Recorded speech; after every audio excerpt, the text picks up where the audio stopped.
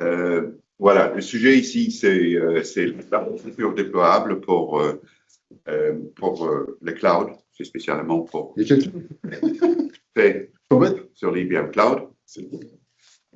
Bonjour. Et voilà, c'est pour le Power BI et ça a été fait de la façon d'utiliser tous les outils, toute l'infrastructure qui est disponible dans le cloud. C'est d'ailleurs, il y a d'un côté le Power Cloud et de l'autre côté, il y a le cloud classique.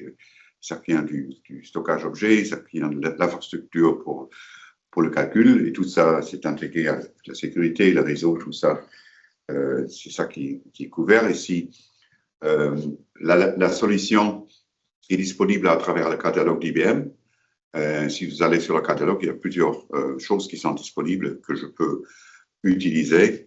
Et bien, ici, le sujet, c'est le support de notre plateforme qui s'appelle StoreSafe, qui est la librairie virtuelle que je peux utiliser sur site, mais dans le cloud, elle donne la possibilité de faire de la sauvegarde résidente, de faire le disaster recovery, c'est-à-dire le recouvrement après un sinistre dans le cloud.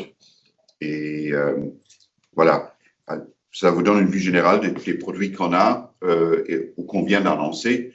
C'est d'ailleurs avec la fonctionnalité StoreSafe, c'est du logiciel qui est disponible sur site pour le prestataire de services et dans le cloud. Ça tourne sur les plateformes P9, P10, P11 et sur x86 et sur les hypervisors qui sont disponibles et en plus sur les instances cloud. Et c'est normalement le logiciel qui est utilisé sur site pour faire des déploiements en utilisant un état flexible pour l'utilisation du stockage et voilà, dépendant de la clientèle qu'on a comme prestataire de services, on va utiliser une ou l'autre. Mais c'est aussi l'outil qui est utilisé pour faire la migration dans le cloud et comment dire, ramasser l'héritage de bandes physiques qui sont là pour les monter dans le cloud et les utiliser dans le cloud.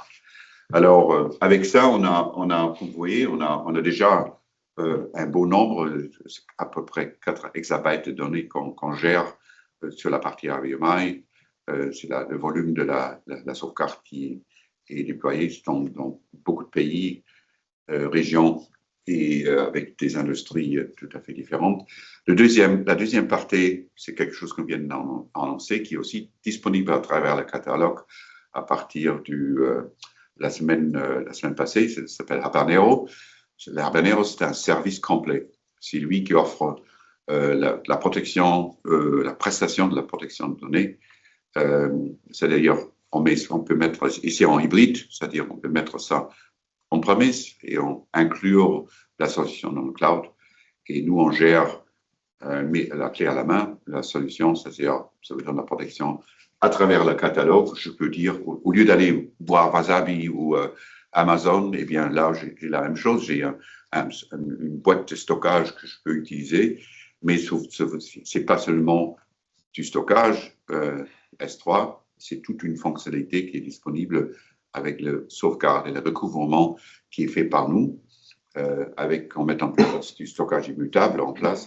C'est tout géré par nous, par un service qui est 10 $ par Tera par mois.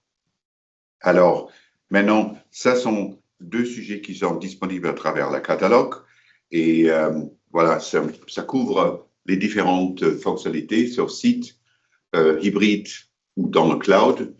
Ça vous donne la possibilité de moderniser l'environnement en utilisant de la bande physique, mais en remplaçant la bande physique par la bande virtuelle avec des lecteurs virtuels et tout ça, toute la librairie est virtuelle, mais ça toujours couvre la fonctionnalité avec le BRMS. La sauvegarde peut être faite BRMS ou voilà, SafeLip, Safe21, toutes les fonctionnalités qui sont disponibles sur la machine Power. Et maintenant, quelle est la différence? Eh bien, si j'utilise le logiciel de StoreSafe, et je peux faire mon déploiement moi-même, je peux aller dans le catalogue, on vous aide à configurer la librairie virtuelle en utilisant les capacités que vous allez gérer, la rétention de la sauvegarde, Et en plus, tout ce qui est compute, c'est-à-dire le nombre des corps, la mémoire, tout ça, il peut être préparé par nous et vous lancez la librairie virtuelle dans le cloud à travers le catalogue. Mais ça vous oblige quand même à faire un réseau, à mettre en place un réseau. Si vous faites du stockage immuable, il faut que vous connectez sur le classique COS et se connecter dessus, mettre le réseau en place. Et de la même façon, il faut mettre en place tout ce qui est relatif à la compute, c'est-à-dire les applications, le serveur PRMS. Eh bien, là, il y a des étapes à prendre. C'est pourquoi IBM a commencé à mettre en place des architectures références qui sont préparées, qui ont été testées, qui sont supportées de la façon que, voilà, comme il y a beaucoup de paramètres à mettre en place, et bien on simplifie en ayant des architectures standards ici qu'on met en place. Et il y a des packages qui sont disponibles pour le compute, pour le calcul, pour le stockage, pour le réseau, pour la sécurité. Et la procédure est automatisée à travers de Terraform. Voilà, ça vous aide à devenir plus rapidement en production. Et aussi, s'il y a des problèmes, ça réduit la possibilité de créer des appels de support, minimiser l'interaction et d'avoir une procédure automatique. Concernant la sécurité, vous voyez, il y a des certificats, tout logs et tout ça est mis en place. Jacques va en rentrer plus en détail là sur le sujet, ce n'est pas tellement mon sujet. Et l'intégration du COS, comme le COS il est dans le cloud classique, eh bien, il faut avoir une connexion parce que nous, on utilise le COS derrière d'un côté pour faire la déduplication sur la VTL, c'est-à-dire c'est une connexion directe qui est constante parce que le StoreSafe est une librairie virtuelle, c'est un tiers actif dans le cloud qui continue à faire utiliser pour la restauration. À chaque fois que je fais une sauvegarde, je peux faire la restauration avec. C'est-à-dire, il est connecté constamment avec le COS. Et de l'autre côté, il y a le réseau, l'export de données. Si nous, on utilise la VTL pour exporter des bandes et pour faire l'archivage dans le stockage immuable, eh bien, c'est un bucket séparé dans le COS qui, lui, est muable, qui ne peut pas être changé et détruit. De cette façon, il faut mettre ces connexions en place. Et voilà. Pour l'architecture déployable, il y a deux architectures qui sont disponibles. Une est disponible pour les applications classiques autour de RMS. De l'autre côté, on a aussi construit une architecture déployable pour Sapana. La différence, c'est que concernant le Sapana, on utilise du NAS, c'est-à-dire c'est le serveur de fichiers qui, lui, se connecte avec le Sapana Studio. Parce que le Sapana Studio, c'est faire du snapshot. Les snapshots sont mis sur un fichier NAS, un fichier NFS, et lui derrière, il peut simplifier aussi, c'est-à-dire on réduit la capacité de stockage si j'ai besoin dans le cloud pour faire la restauration de l'application de SAP dans le cloud, ou aussi la migration de Sapana dans le cloud. C'est pour les deux sont valables, c'est-à-dire que vous allez sur le catalogue, vous trouvez toutes ces comment dire, ces tiles, les tuiles, c'est ça? Les tableaux, voilà, les tableaux pour le StoreSafe, les tableaux pour Deploy Architecture, les tableaux pour Habanero. Et à partir de ces tableaux, on peut construire l'architecture. Voilà, je passe à Jacques pour parler du déploiement des activités. Une vidéo qu'on a préparée pour ça, qui ramasse parce qu'on a une grande vidéo, ça va durer 4 heures pour faire tout, tout ça. Comme ça, on a ramassé. Oui, ils ont encore un peu trop de temps pour passer la démo en live parce que quand il est en train de le construire, ça prend 20 minutes, 25 minutes et après encore une fois 30 minutes, 35 minutes. Ouais. Donc, mon collègue a fait une petite vidéo, 20 minutes à peu près, qui montre un peu tous les steps, quoi. Donc, en effet, il y a 4 steps en affaire. Donc, au début, on va faire Authentication. Donc, on va créer des API keys et aussi des SSH keys, private et public. Et on peut si utiliser le Secret Manager si tu veux faire ça. Mais ça coûte de l'argent, je pense. Enfin, tout coûte de l'argent. Le deuxième step, c'est donc configurer le projet. Dans un troisième step, on va vraiment faire le déploiement du store safe et du store site, le management server. Si tu en as déjà un, il ne faut pas le faire. Là, tu l'as déjà. Donc, il faut savoir que le store safe, lui, il tourne sur la machine Power. Et de l'autre côté, on a une instance qui s'appelle store site. Qui la GUI, c'est d'ailleurs l'interface pour la communication, pour le reporting. Et ça tourne sur une machine, voilà, une instance VPC. Mais quand même, il faut mettre les deux en place. Ça, on a mis ça aussi. Et donc, dans un dernier step, on va vraiment faire la config de la store safe de la VTL en faire. Donc, créer de virtual library, tapes, tout ce que tu veux, et connecter au client IBM. Donc, oui.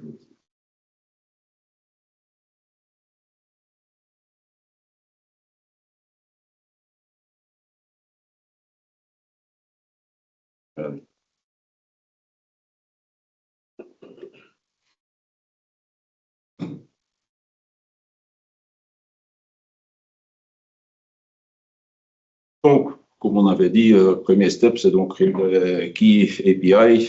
Et pour les keys SSH, ça tu peux faire sur une machine Linux ou Windows. Donc, tous les steps sont décrits dans les documents, dans le deployment guide. Donc, pour créer les API keys, tu vas dans Manage et puis IAM. Et là, tu peux créer un key API. Oui, parfois, ça prend un peu de temps avant qu'il clique apparemment. Voilà. Donc, là, on va créer le key.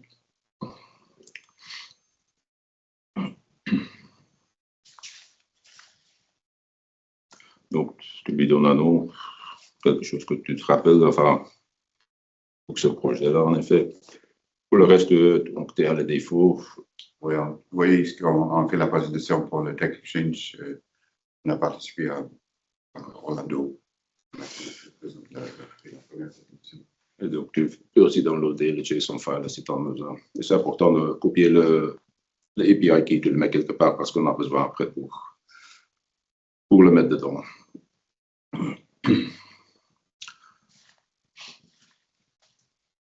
Ça, c'est deux choses que tu fais en avant, enfin, un API key et puis le SSH key aussi, hein, public et private. Et après, on va créer, enfin, le projet. Donc, tu vas dans le catalogue Deployable Architectures et là, comme il a dit, tu trouves le tile pour le Falcon Store, Deployable Architecture. Voilà. Donc là, on va définir le projet. Enfin, oui, comme je disais, tu as aussi les docs, le deployment guide, quelques infos, release notes et les text files et tout ça. Donc, tout le doc est là pour le déploiement avec tous les steps et tout ça.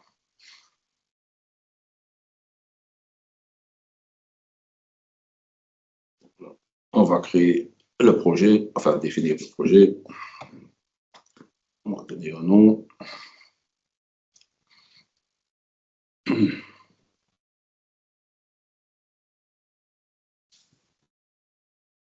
C'est bien le nom, apparemment. C'est d'ailleurs le site de Washington quand c'est mis là, avec ce cas-là. Et aussi un nom de configuration. Donc ça, c'est...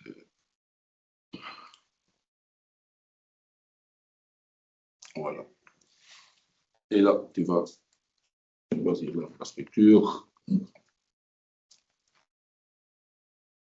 Donc, nous, on utilise le standard landscape. Là, tu as le store site et le store safe dedans. Donc, tous les templates sont là-dedans, en effet.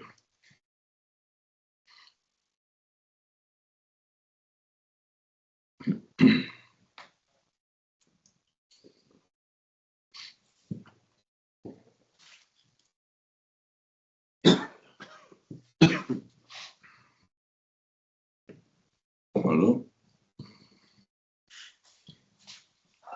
Et là, toi, tu vas voir, ça va se remplir tant qu'on met tous les paramètres et tout ça. Donc maintenant, on va choisir le projet qu'on a créé et on va le configurer, en effet, mettre tous les paramètres. Donc, tu vas dans la configuration et on commence avec le PVS, la landing zone, VPC landing zone. Voilà. Donc là, on va mettre l'API key qu'on a créé tantôt. OK.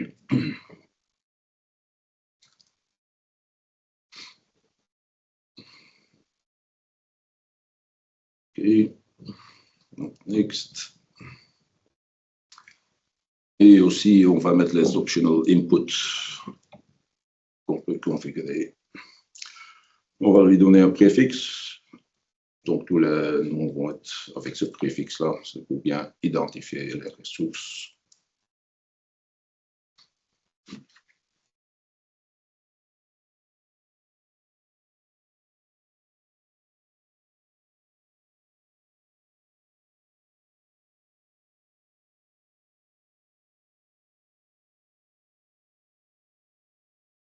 Sur ce group name, donc tu choisis comment ça s'appelle, la chaîne. Donc, configuration, planning zone, output, et tu vas choisir lequel tu as créé là.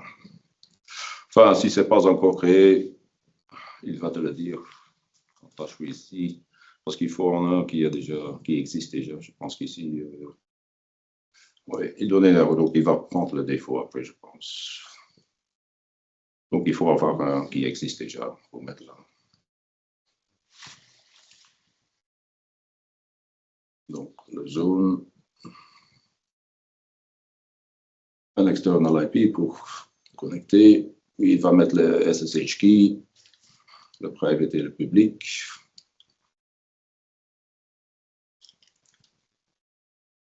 Il faut bien voir qu'il n'y a pas des espaces ou des trucs parce que moi, je l'ai fait sur le Linux. Je l'ai fait avec un mot au lieu d'un 4 et il a mis des espaces entre eux, donc ça n'a pas fonctionné.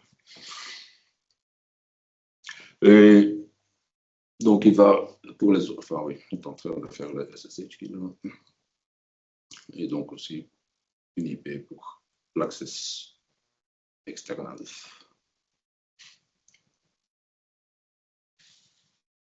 Par défaut, il va aussi créer donc le management network et aussi un backup pour le management network.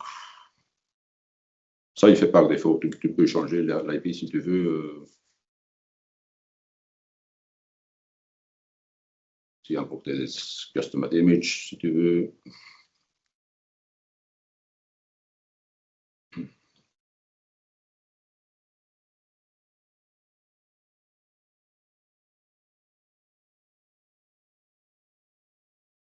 Là, tu as encore quelques options en plus si tu veux l'utiliser. Et dès que tout ça c'est configuré, c'est tu vois à droite, il a déjà construit un peu plus. Donc, tu fais le save et tu start le deployment en effet. Donc là, il va valider la config. Tu peux voir les logs, ce qu'il est en train de faire.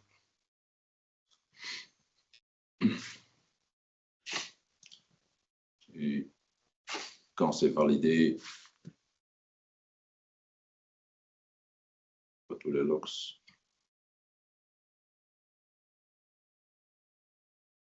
Il est en train de créer.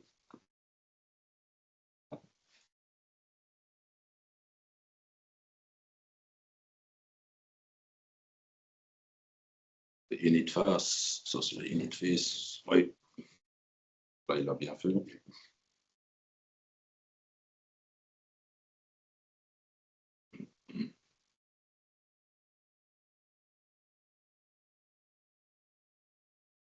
Et donc, dès que c'est validé, tu dois encore le appliquer.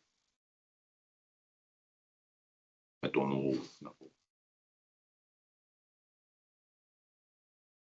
Et là, tu vas faire.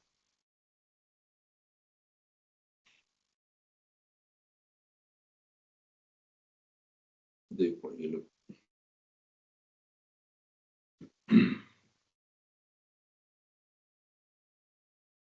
Donc tout ça, ça prend à peu près 25 minutes, je pense, ce premier step.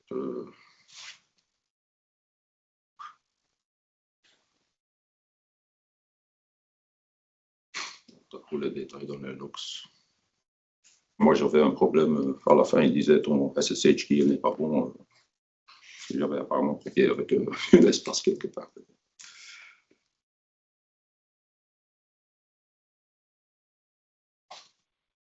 Et ben voilà, successfully deployed.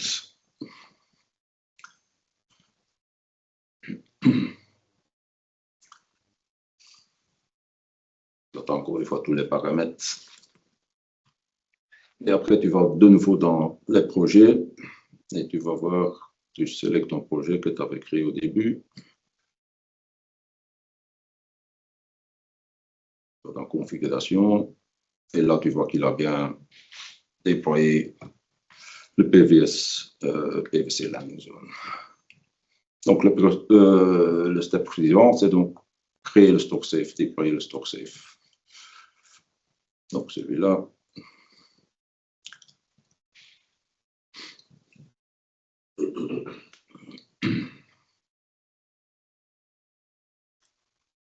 Donc là, on va de nouveau mettre tous les détails qu'on a besoin.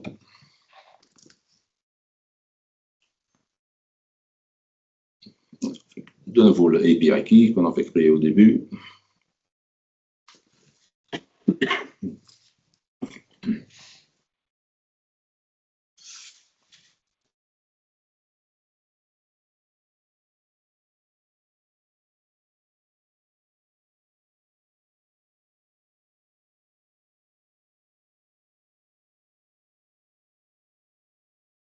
Et là, tous les paramètres aussi, les optional paramètres. Et donc là, tu vas mettre tous les paramètres pour le store safe, en effet.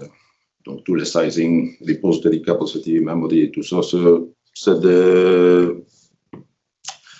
numéros que tu avais fait en avance avec le sizing tool, donc pour avoir le size du store safe. Le paramétrage pour la librairie virtuelle. Oui. Quelle est la sauvegarde journalière pour le mois, pour l'année, la rétention et la partie qui sera utilisée pour l'archivage. Donc, c'est les paramètres qu'il faut définir. Et aussi avoir les clés d'accès du côté du client, connaître le réseau. Le schematic workspace, c'est l'idée du schematic workspace. Ouais. Et donc là, tu as les détails du repository, memory, CPU, tout ça. Ouais, tu donnes un nom pour ton source safe, instance name.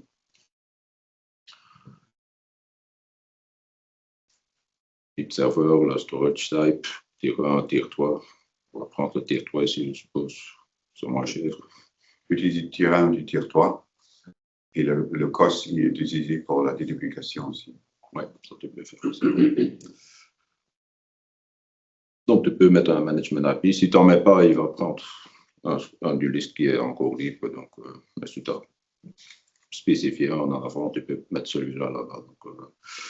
Tu as aussi des optional inputs. Si tu veux faire de réplication, il faut prendre un autre network API. Si tu veux connecter sur ton COS, tu peux encore prendre un autre network.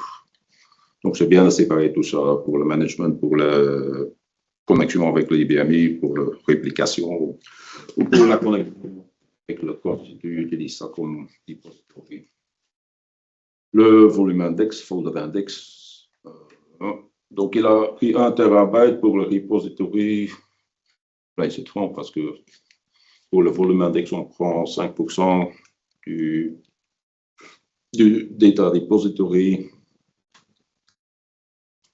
Et pour le tape cache, à peu près 50%. Enfin, moi, je dirais plutôt 35%. Si tu as réplication, là, tu peux prendre 50%. Normalement, ça, c'est tous des chiffres que tu as quand tu as fait le sizing tool. Lors de la proposition qu'on prépare, le concept avec les clients, on va ramasser les infos sur son historique sur la sauvegarde et que Et là, on va développer le concept ici, les nombres qui vont être rentrés ici. Donc voilà, quand on remplit tout ça, tu fais un save et tu fais le déploiement. Il va encore une fois valider.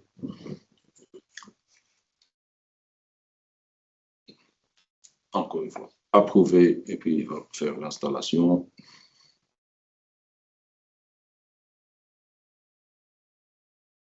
On a peut-être raté dans le truc, mais bon, il disait aussi si tu veux faire l'install du Store Site Management Service, il y a un true ou un false. Donc là, tu avais aussi l'option quand tu fais le détail pour la capacité et tout ça. En bas, tu avais, si tu veux installer le Store Site aussi. Donc voilà, tous les deux sont bien déployés.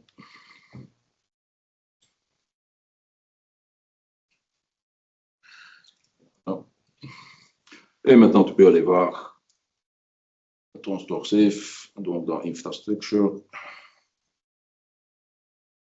Voilà. Virtual Server.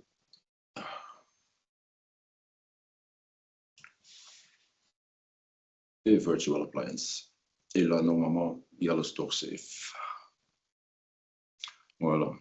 Tu vois qu'il est en warning mode là. Là, on doit encore faire un refresh du config quand on se connecte sur la console du store safe même. Et donc, quand tu connectes pour la première fois, il va te demander de changer le password. Donc, le default password, c'est dans le deployment guide et puis il va te demander un nouveau password. Il faut cesse majuscule, minuscule de numéro de caractère spécial. Et donc, pour ce warning status, il va faire quelques commandes pour resetter la config en effet. Parce que sinon, s'il reste en warning, tu ne peux pas changer de truc après, quoi. Donc, il faut bien qu'il est actif. Mais tout ça, c'est décrit dans le deployment guide aussi, hein, les commandes que tu dois faire là.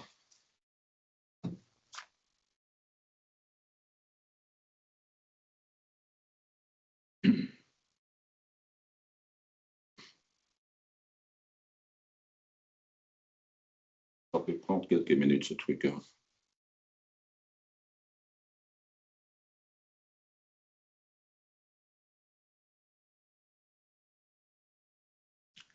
Voilà.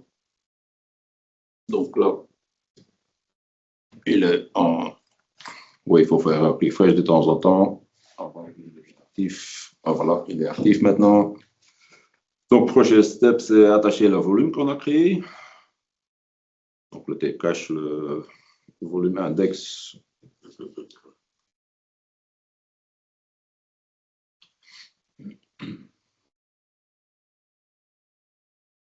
Voilà le travail. Aussi la config. Ça, c'est toujours 20 GB, le petit volume.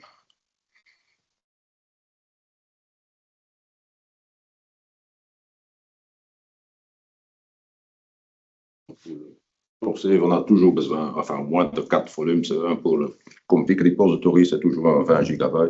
Et les autres, là, tu reçois du sizing tool, donc le tape cache le volume folded index et puis le volume data pour le repository.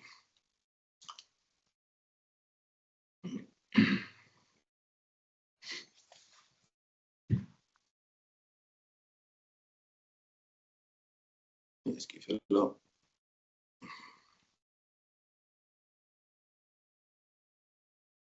Ah oui, il sait se connecter après, quoi. Ouais, floating. Il sait se connecter de l'extérieur. Donc là, il va se connecter sur la store site maintenant, le management console, pour faire la config. Aussi vérifier tous les network settings. Là, tu vois tous les ports qu'il a besoin et tout ça, qui doit être ouvert.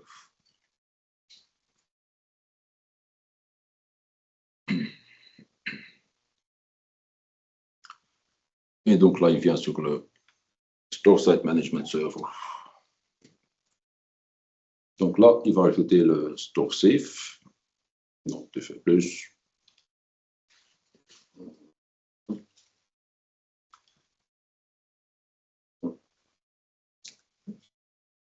Ça, c'est pas ce qu'on veut. Là, il y a une console, mais on peut utiliser une console pour plusieurs instances. C'est-à-dire, si j'ai une instance je sais pas, à Madrid, une autre instance à Francfort ou à Londres, c'est connecté sur le même store site, où il va manager toutes les ressources et faire de la disaster recovery dans CLR ou faire seulement du sauvegarde résident local.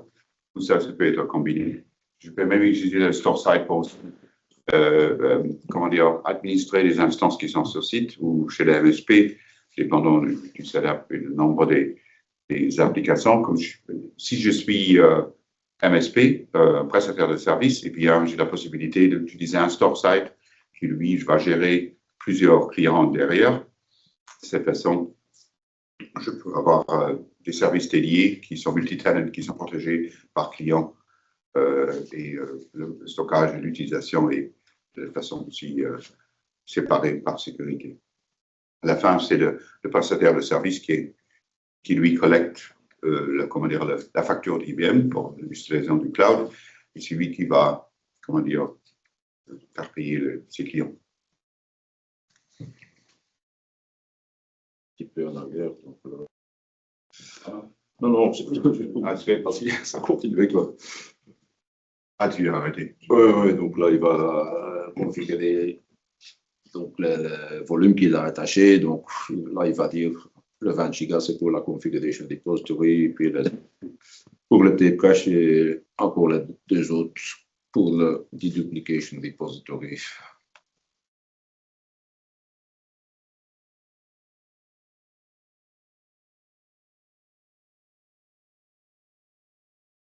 Donc, il faut préparer le volume en effet pour dire à quoi ils vont servir.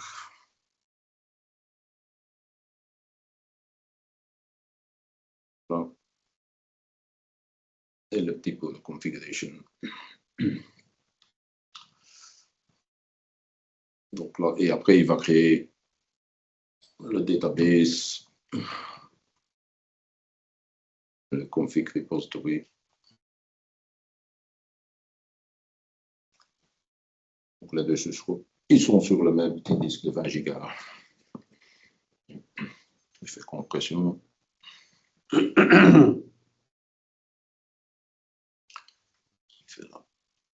Donc celui-là, il prend un peu plus de temps. 2-3 minutes, ça peut prendre celui-là.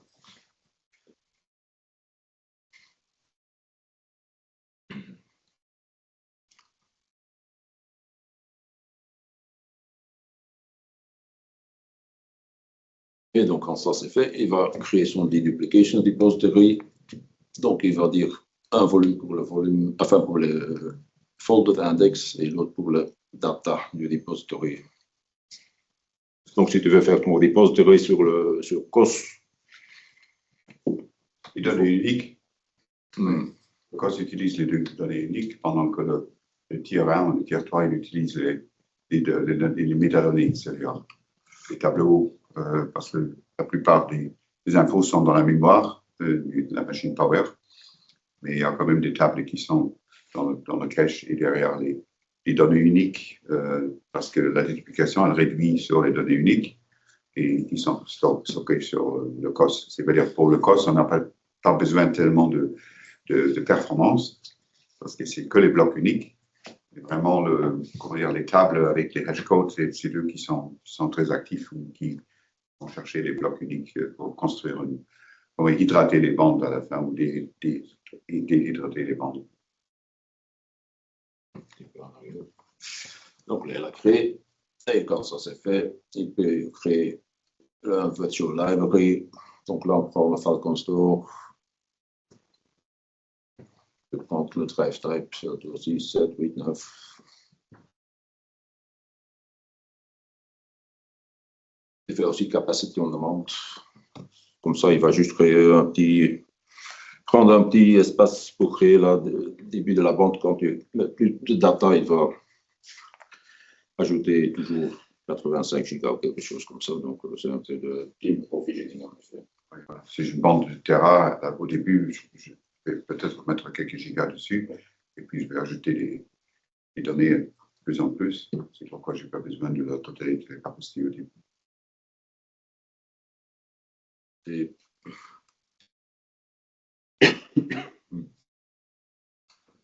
OK. Oui.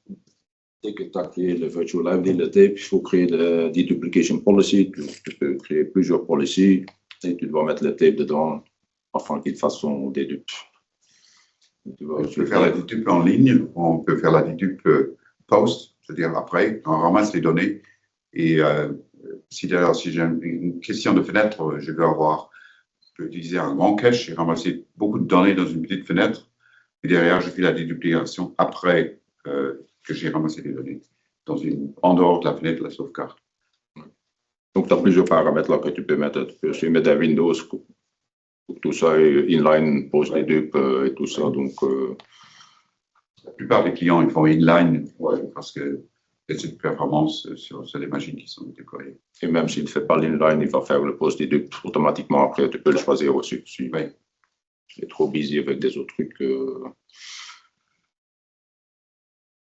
Et là, je ne sais pas exactement ce qu'il fait. Mais bon. Il a fait. C'est revenu au début. Okay, oui. C'est terminé? Ouais. Ouais.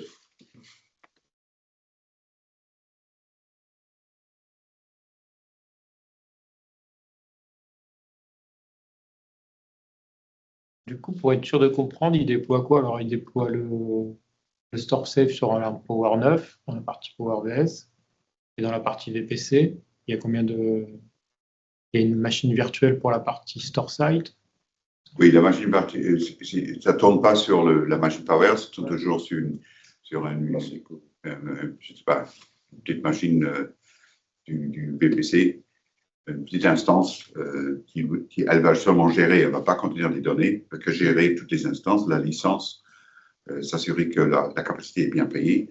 Si le client augmente l'environnement et ajoute des capacités, bien, voilà, c'est StoreSide qui va envoyer une alerte. Toutes ces infos, ça va faire le reporting, faire un export d'infos, des logs et tout ça. Et voir aussi la performance en temps réel et en temps historique, parce que je peux ramasser des infos sur les mois. Et bon, ça, c'est une petite instance qui a besoin d'une base de données pour avoir les informations historiques. Elle utilise du Elasticsearch. C'est pourquoi c'est déployé sur une autre, distribution de Linux qui n'est pas supportée sur la Power. On ne sait pas ça. C'est pour ça qu'on ne sait pas le mettre sur le Power. C'est la seule machine virtuelle qui est créée dans la partie VPC ou il y en a? Oui, c'est la seule. Et ça peut être une seule pour plusieurs instances. Ouais. Alors, on peut créer une deuxième en attente. Si je perds celle qui est en production, il y a une qui est disponible pour le backup, mais elle ne va pas utiliser les ressources. Et comme ça, je peux redémarrer à partir d'une instance. Ça n'arrête pas la sauvegarde. C'est juste que j'ai une limitation de contrôle avant la réinstallation. Si tu perds ton StoreSide, c'est pas. Ouais. Tu peux installer un nouveau dans 30 minutes, 1 heure, quoi. Mais le backup, ça continue à tourner. Oui, juste management. Le StoreSide, il est complètement indépendant du StoreSide dans son mode de fonctionnement de sauvegarde. Oui, je peux manager, il n'a rien à voir avec le backup sur le StoreSide ou les restores. Donc ça continue. Ça ne doit pas prendre plus de 2 semaines, je pense, parce que là, le license va plus être updaté. Parce que certains temps, il va demander est-ce qu'il s'ajoute une licence, oui, ça fait la capacité. Comme ça. Surtout dans le cloud, le cloud, il peut y avoir beaucoup de clients dedans, c'est-à-dire qu'il faut avoir un pilotage très clos, très court de savoir exactement ce qui se passe avec l'utilisation de la licence. Mais c'est à la consommation. Si vous avez utilisé plus de capacité, eh bien, vous devez acheter une clé d'étendre la licence pour plus de capacité. La capacité de repository qui est la base pour le calcul du prix. C'est-à-dire, le repository, c'est déjà des données déduplifiées. si j'injecte 100 Tera avec ABMI, j'ai peut-être 20 sur 1. En moyenne, ça veut dire à la fin, j'ai besoin d'un stockage de 5 Tera sur le COS. Comme ça, je vais payer pour les 5 Tera sur le COS. Je ne vais pas payer pour l'index sur le terrain et les méthodologies.